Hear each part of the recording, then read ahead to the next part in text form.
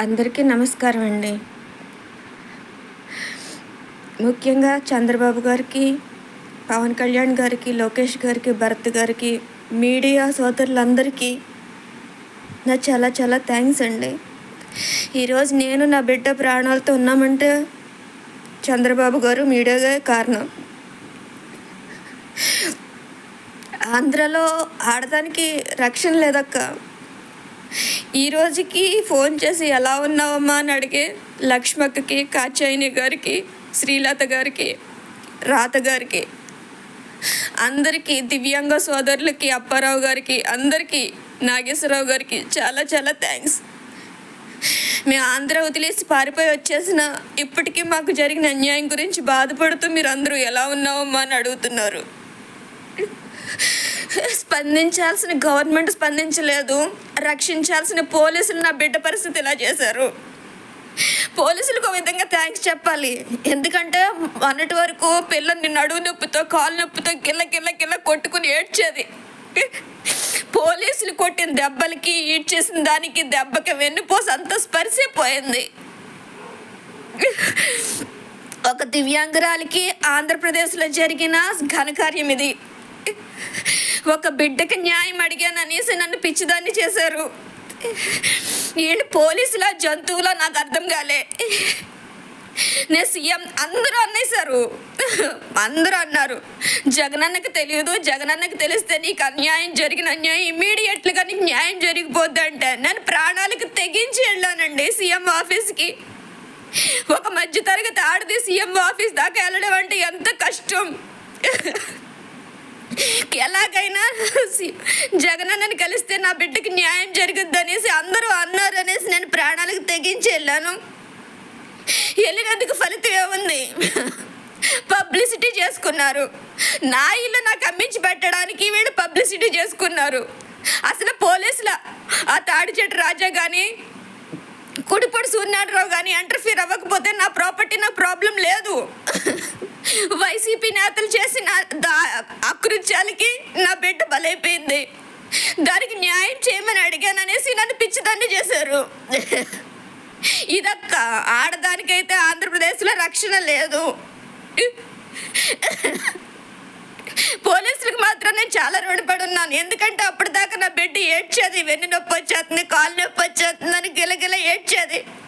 ఇప్పుడు దానికి మొత్తం స్పర్శ లేదు, పూర్తిగా చచ్చి పడిపోయింది. అది ఆడవట్లేదు. ఇప్పుడు బుర్ర కూడా తిమ్మిర్లు వచ్చేస్తున్నాయి వాళ్ళు ఈడ్చిన ఈడుపులకి. వెన్నుపూస ఆపరేషన్ జరిగిన బిడ్డను అలా ఏడ్చుకుని వెళ్తారా? వాళ్ళు మనుషులా, జంతువులా? నాకు ఇప్పటికీ అర్థం కాలేదు.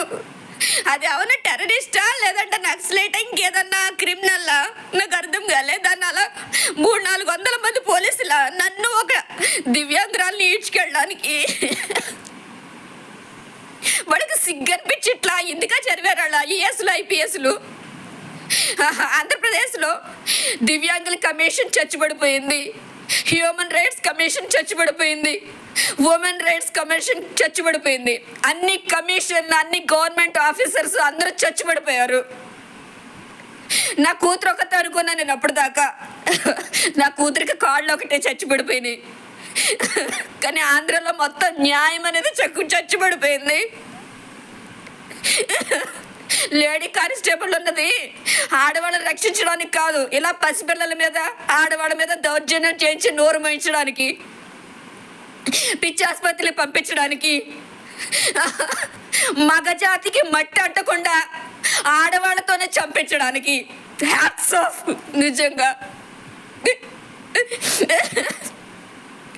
నా బిడ్డ పరిస్థితి ఏ ఆడదానికి రాకూడదు, ఏ పసిబిడ్డకి రాకూడదు అని నేను ట్రై చేశాను అంతే. కానీ నాకు ఎవరి మీద పర్సనల్ గ్రేడ్స్ లేదు. ఒక చిన్న పిల్లకి అన్యాయం జరిగితే ఎంతమంది గొప్పవాళ్ళు స్పందిస్తారా అని. నిజంగా గొప్పవాళ్ళందరికీ చచ్చిపడిపోయారండి. ఆంధ్రప్రదేశ్లో మానవత్వానికి చోటే లేదు. ఏదో అక్కడ పాపం లక్ష్మక్క లాంటి వాళ్ళు బాధపడుతున్నారు, నాగేశ్వరరావు గారు లాంటి వాళ్ళు స్పందిస్తున్నారు.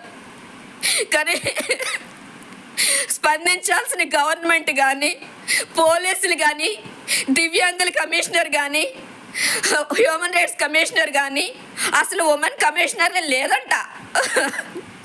మరి నాకు అర్థం కాలే. సీఎం ఆఫీస్కి వెళ్ళినప్పుడు నా కేసు సుమోటో కేసు కింద ఫైల్ చేస్తామన్నారు. ఇప్పుడు దానికి ఏమీ ఇది లేదు. ఇంకా దీని ప్రాపర్టీ అలా కోర్టులోనే జరుగుతుంది. దీనికి ఇంత అన్యాయం చేసిన పోలీసులు మాత్రం కుక్కల్లా తిరుగుతున్నారు సమాజంలో. వాళ్ళకి కూతుర్లు ఉన్నారు. వాడికి చస్తే వాడి కూతురు పరిస్థితి కూడా నా కూతురులాగా ఉంటుంది. I promise, I swear about that.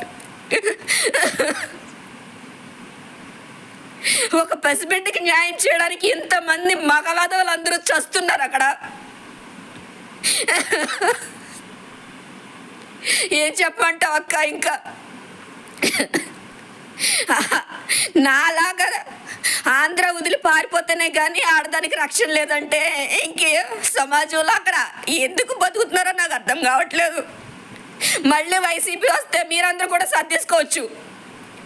నేను చంద్రబాబు గారు వస్తేనే నేను ఆంధ్రలో అడుగు పెడతా. లేదంటే ఇంకా జగనన్న ప్రభుత్వంలో నాకు నా బిడ్డకి రక్షణ లేదు. ఈ పోలీసులు ఉన్నారే, వాళ్ళు కుక్కల కంటే దరిద్రంగా బిహేవ్ చేశారు. వాళ్ళ బతుకులు ఐపీఎస్లు చదివింది ఎందుక? సిగ్గనిపించట్లే. ఒక పసిబిడ్డకి న్యాయం చేయకపోగా కుక్కల 300 మంది దండెత్తి వస్తారు ఆ పసిబిడ్డని మెంటల్ హాస్పిటల్ పంపించడానికి. నా బిడ్డకి న్యూరాలజీ ప్రాబ్లం అండి. వాళ్ళు చదువుకున్న చదువులో లేదేమో. న్యూరాలజీ ప్రాబ్లం వేరు, మానసిక ప్రాబ్లం వేరు. అక్కడ మానస అందరికీ చచ్చిపడిపోయింది. వాళ్ళందరూ జాయిన్ అవ్వాలి, పోలీసులు అందరూ జాయిన్ అవ్వాలి మెంటల్ హాస్పిటల్లో. ఎందుకంటే వాళ్ళలో హ్యూమానిటీ